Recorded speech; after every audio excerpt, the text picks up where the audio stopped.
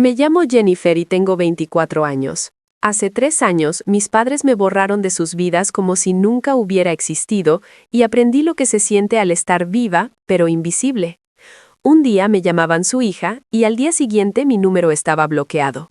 Mis fotos desaparecieron de las paredes y mi nombre se convirtió en algo que evitaban pronunciar en voz alta, sin darme una explicación lógica. Solo un silencio frío que se prolongó durante semanas, luego meses, luego años.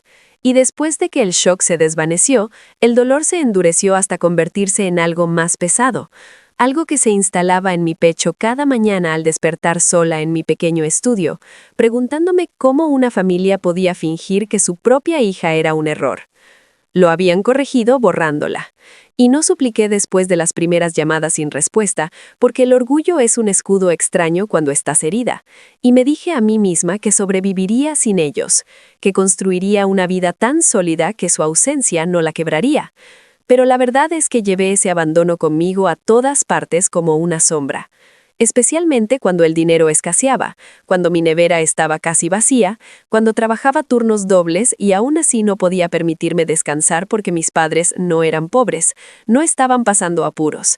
Simplemente eligieron a mi hermano antes que a mí. Eligieron la comodidad antes que la responsabilidad. Eligieron borrarme durante 3 años y tratarme como si nunca hubiera existido. Y en ese silencio aprendí disciplina, porque nadie iba a venir a salvarme, y aprendí hambre de éxito porque nunca quería volver a sentirme tan impotente. Así que me volqué en el trabajo, en las ideas, en noches en las que dormía 4 horas y despertaba decidida. Y lentamente, dolorosamente, las cosas cambiaron. Llegaron las oportunidades, los riesgos valieron la pena y la vida que construí no parecía venganza, parecía libertad. Y esa libertad finalmente tomó una forma que nunca imaginé cuando contaba monedas para la compra. Un elegante yate blanco surcando las aguas azules. Mío, no alquilado ni prestado, ganado poco a poco a través de años de ser ignorada, y de pie en su cubierta por primera vez, no me sentí rica, me sentí segura.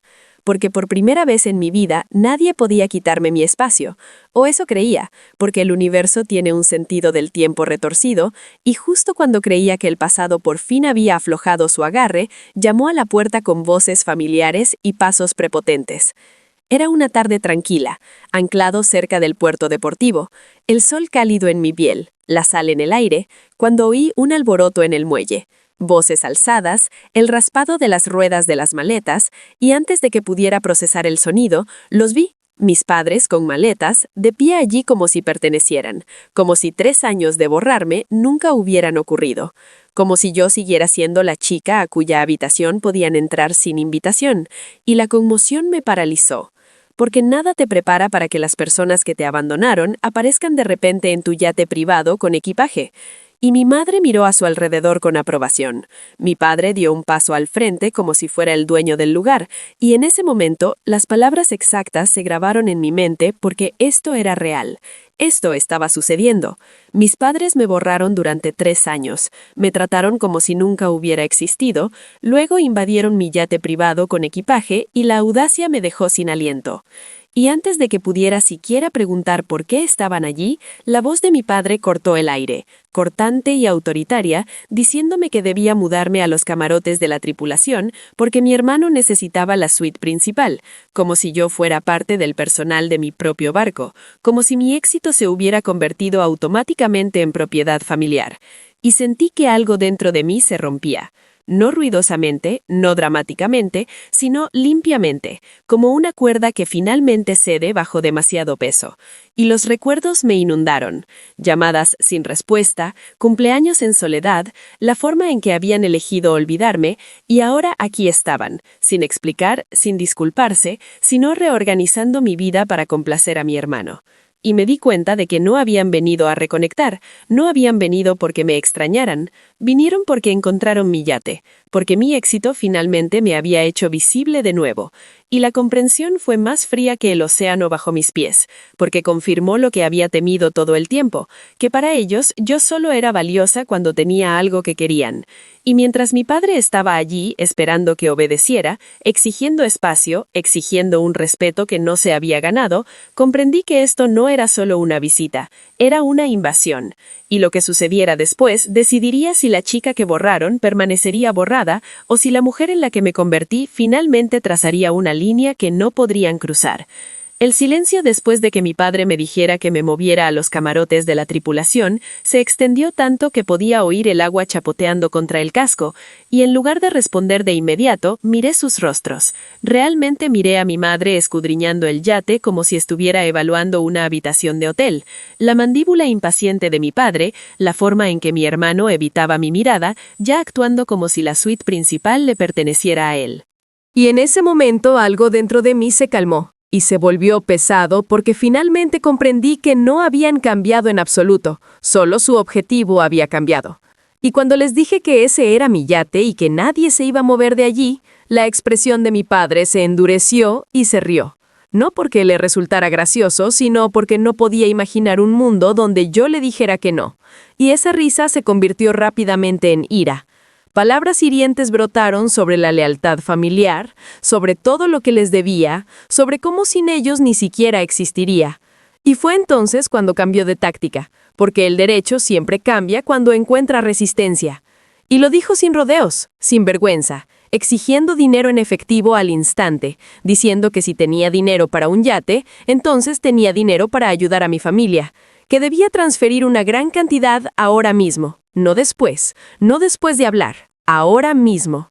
Y escuchar esa exigencia me pareció surrealista, porque este era el mismo hombre que me había ignorado durante 3 años, que no contestaba mis llamadas cuando me estaba ahogando.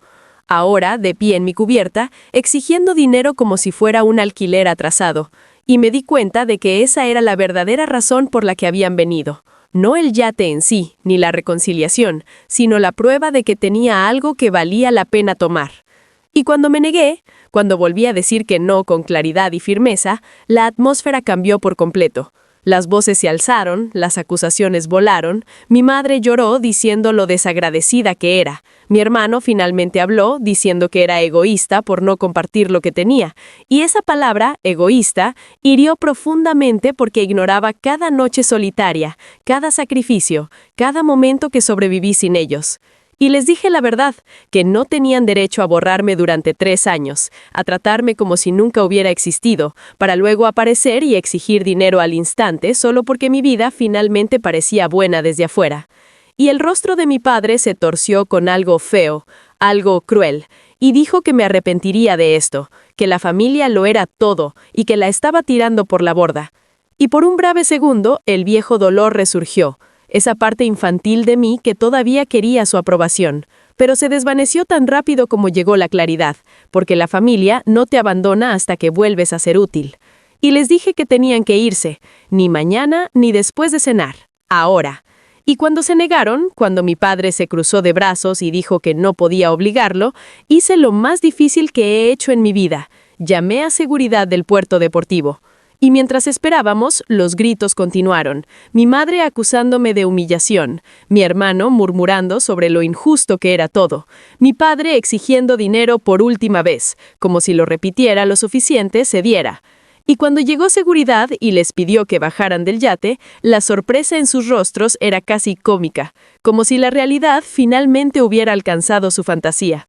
Y mientras los escoltaban, el equipaje rodaba de vuelta por el muelle por donde había venido. Mi padre se volvió y dijo que esto no había terminado, que volvería arrastrándome. Pero cuando se fueron y el muelle quedó en silencio de nuevo, no sentí culpa, sentí alivio, una respiración profunda y completa que no sabía que había estado conteniendo durante años, porque por primera vez me elegí a mí misma sin disculpas, y de pie allí sola en mi yate, comprendí algo poderoso, que el éxito no cura las viejas heridas a menos que lo protejas, que los límites no son crueldad, son supervivencia. Y ese ser borrado me enseñó a mantenerme firme sin depender de personas que solo te quieren cuando les conviene. Y más tarde esa noche, mientras el sol se ponía en el horizonte y el agua se volvía dorada, pensé en lo cerca que estuve de ceder. Qué fácil habría sido entregar dinero solo para evitar el conflicto, y cómo eso me habría borrado de nuevo. Y me prometí a mí misma que nunca lo haría, ni por ellos ni por nadie, porque la chica que borraron se convirtió en una mujer que es dueña de su espacio, su tiempo y su valía. Y si esta historia te resonó, si alguna vez te han ignorado, utilizado o te han exigido que des más de lo que recibiste, entonces quédate conmigo, porque hay más historias como esta.